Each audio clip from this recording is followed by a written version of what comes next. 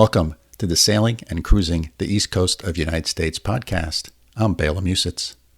This episode is part of a series I recorded with Mike Malekoff during our sailing trip up the East Coast. We were relocating his Hunter 44 Deck Salon from Brunswick, Georgia to Burlington, Vermont. Please note that the video version of this podcast primarily features photographs and short video clips I captured along our journey. The audio was recorded on the boat, typically in the evenings at anchor or in a marina, although we did record a few segments while underway. Join Mike and me as we explore the United States East Coast aboard his Hunter 44 Deck Salon. I hope you enjoy this podcast. I'm here in Brunswick, Georgia, with my good friend and frequent podcast guest, Mike Malekoff. And we are on his boat, which is a Hunter 44 Deck Salon. And we are getting ready to depart tomorrow morning from Brunswick, Georgia, and probably going to head up to Charleston. Eventually, we're going to go all the way up to Burlington, Vermont. So that's going to be a real long trip. So, Mike, it's really exciting to be here on your boat. Thanks for inviting me along on this great trip. Well, hey, Bela, listen, I have to say thank you for offering to make this trip because, as you know, we did a podcast not that long ago where my trip to the Keys got side-winged and didn't quite make it and had issues getting down there. So the new plan now is I'm going to take the boat, or I want to take the boat up north to go back to Lake Champlain, where we originally started our journey several years ago before we went to the Bahamas. And the interesting change here is that my wife has decided she will drive to Vermont, and Bela has filled in very generously to be the first mate or co-captain on this journey. So I needed somebody with experience, and Bela called him and jumped right at the opportunity. And hopefully within 2 or 3 weeks, he'll still be as enthusiastic as he is today before we head out on the high seas. Yeah, well, thanks for inviting me, Mike. I really appreciate it. So we're here in Brunswick, Georgia. And what's the name of this marina we're at? So we're actually, my boat's been here for a couple of years now. It's Brunswick Landing Marina in Brunswick, Georgia, and it is one of the larger liveaboard marinas in the Southeast. And the marina generally gets very high rankings because it's a hurricane hull, and the services they provide here are basically second to none. So that's where our boat has been for a couple of years. Yeah, and I can certainly attest to its size. It is a large marina. And went for a little walk around the grounds today, earlier when we got here. I flew down from Albany, New York this morning, and I landed in Georgia around 2:30 in the afternoon. And Mike picked me up, and we came straight away to the marina. And I took a walk around, and it is a nice, beautiful marina. Very, very nice place. It certainly would be a wonderful place to be a liveaboard. And it's got great amenities, that's for sure. So I flew down this morning and got here. We got to the boat around 3 o'clock, I guess, or 3:30, Mike? 3:30 Yeah, or so. something like that, yeah. And we've been trying to make last-minute checks and preparations. We took the dinghy off the davits on the back of the boat and put them up on the foredeck. We got life jackets out, and Mike's been here on the boat for a week or so getting things ready. What are some of the things that you've done, Mike, to get the boat ready for this trip? Well, interestingly enough, in getting the boat ready, I said to Bela, I can't wait to get out there and sail because I'll finally be able to relax a little bit, because I've spent probably the last 3 weeks preparing the boat, which is, something that I try to be meticulous about. But everything from changing the oil on the engine and the generator to having a mechanic go over the engine to make sure everything seems to be functioning correctly, to checking all the lines. I had a couple of lights that were out that had to be changed, and finding bulbs that fit boats is always an adventure. And just as I said to Bela, the laundry list is endless in getting ready, making sure all the electronics. And I do have to give credos because now I appreciate a lot more with the work that my wife usually does. She is a tech person, and the boat has a lot of technology on it, and she's done a lot to give me all the instructions, from the Starlink to the chart plotters to linking everything together, the AIS, and making sure that's functional. So, Bela, I could go on and on, and but I think I've got everything ready. And actually, because Bela was coming, I felt conscious about cleaning the boat as well. So, Well, I can attest that the boat is in great shape. So Mike and I went out to dinner tonight, and while we were eating dinner at this very nice restaurant down here, we got out the iPad and we were looking at windy for the wind predictions for tomorrow. We were looking at the charts for how long the trip is to Charleston. So it looks like Charleston is about 149 or 150 knots, or not nautical miles from the marina. And I think we're going to try to do that in 24-hour trip. correct. Well, so what sort of take us through sort of tomorrow morning, like when we wake up, what sort of lay the morning out for us? Well, basically, it's just preparing to leave, and without going through all of the checks, but everything from checking the steering, that the boat is working, to the bow thrusters, to the engine, setting up all the chart plotters, checking the bilge, making sure the boat doesn't have water in it. I have quite a list of things to go through, and then the last and some of the most important things that we learned today, there was a big incident here at our marina, is making sure that you disconnect the power cord, because earlier today a boat left and yanked the pedestal off into the water, and part of the marina went down in terms of their electric power. So that was today's excitement here at Brunswick Landing Marina.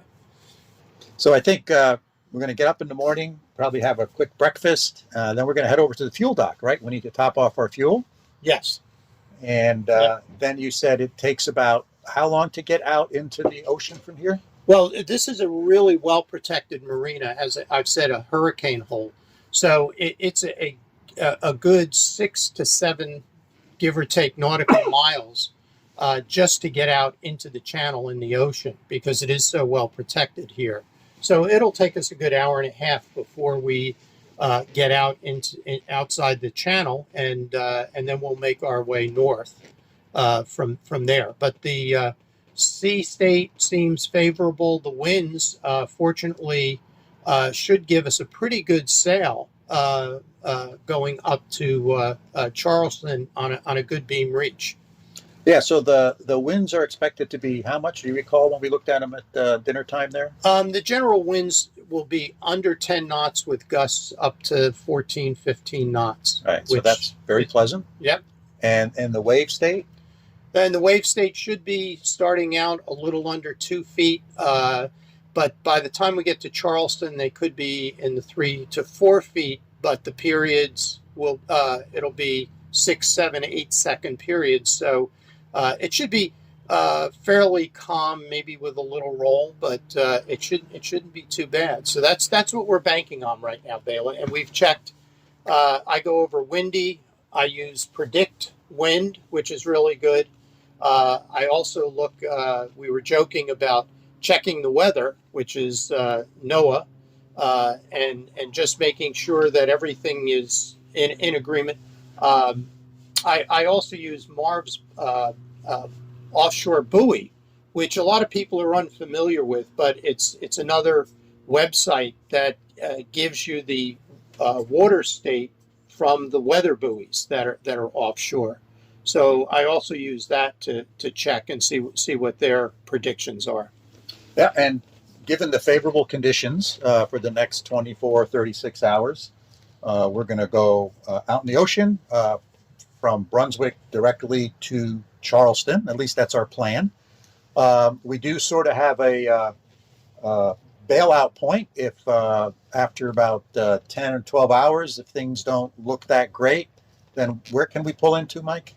There are a couple of choices along the way. About halfway, we have a choice with the inlet to Savannah, Georgia, and a little way past there is also another inlet which that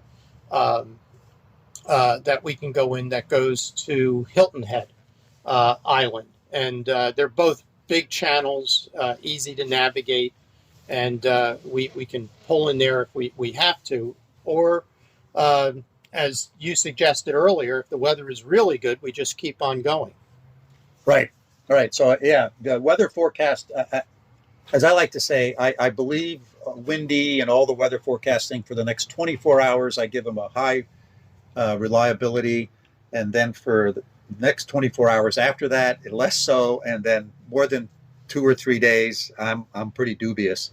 So we'll keep doing continual weather checks and on all those various different apps while we're out there, because you do have Starlink on the boat, so we will be connected. So that's very nice.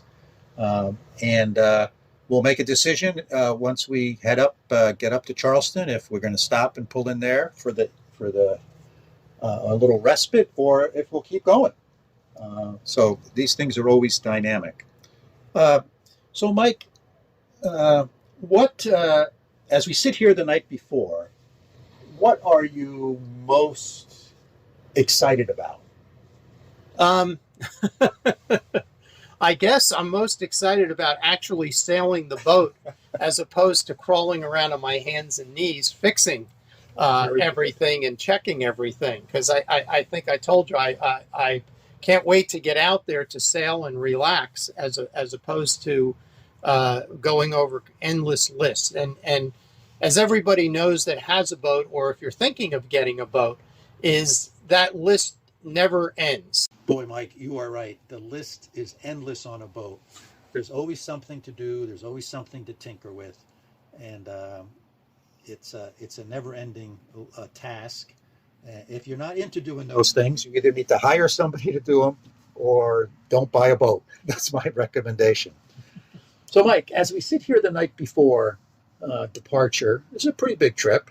What are you excited about? Well, I think I just stated just the fact of finally sailing the boat. It's amazing how much time you actually spend in a marina working on the boat, and with the objective is the fun part is sailing the boat. So I'm definitely looking forward to that, and I just haven't had the boat out on the ocean in quite a while, and tomorrow the weather seems to be like it should be a good sail. Yeah, I agree. How about, is there anything you're sort of apprehensive about or nervous or worried about? There's nothing that I would say nervous or apprehensive about, but it's something that they always talk about. Get over your fears and to challenge yourself, and I think that like with anything, with doing something different or something that has challenges to it, like sailing, is being able to move beyond that and getting out there and actually doing it. And I think I've always been like that. I like challenges. I like doing new things, and certainly sailing is a challenge in many ways. So yeah, I guess I'm just excited to get out there and go. And I think once we get out there, I'll feel a lot more comfortable, because it's sort of like I've been building this up for weeks in terms of planning this trip. Plus, I needed to get somebody to go with me. And that gets back to the other story of our canceled trip down to the Keys. And my wife needed a little break from sailboat adventures. Yeah, well, I'm glad we're doing this. I'm excited. I'm looking forward to doing some nice, serious sailing. And I would say that the thing that I always worry about, although I'm not worried in this time, but other times when I've been crew member with someone else, or I've gone for a longer sail with someone else, is how are we going to get along? And the thing I'm most always concerned about is, does our risk tolerance closely match? So I'm a pretty conservative sailor. I don't like to do things that are risky. I like to always play things on the safe side. And as we've gotten to know each other, since you've been a guest on the podcast half a dozen times at least, I'm very confident we have a really good match on sort of risk appetite. And if you remember when I got on the boat here today, when I flew down from New York, one of the first things I asked you was, where's the ditch bag? And you didn't have to open up any lockers to go find it. It was sitting right out in the salon on one of the settees. So I said to myself, that makes me a little nervous, though, that the first thing you worried about is the ditch bag, like we're going to need it. So I just wanted to show you that I am prepared, because when we talked about this, one of the things that you emphasized was making sure you had the ditch bag. And I do have a ditch bag. And so I guess I left it there so that you would be somewhat impressed that I remembered it. I was impressed, Mike. I was impressed. So very good. So I'm looking forward to leaving tomorrow morning, and I'm looking forward to having a great trip. I'm so happy we're doing this, Mike. I am too. And I just hope we're as good friends when we get to Vermont as we are right now. Yeah, I hope so too. All right. Signing off from Brunswick, Georgia, on the night before we depart. Hope you enjoyed this episode. And as always, if you have any questions or suggestions, please feel free to contact us at sailingtheeast, that's all one word, at gmail.com. That's sailingtheeast at gmail.com. Thanks for listening.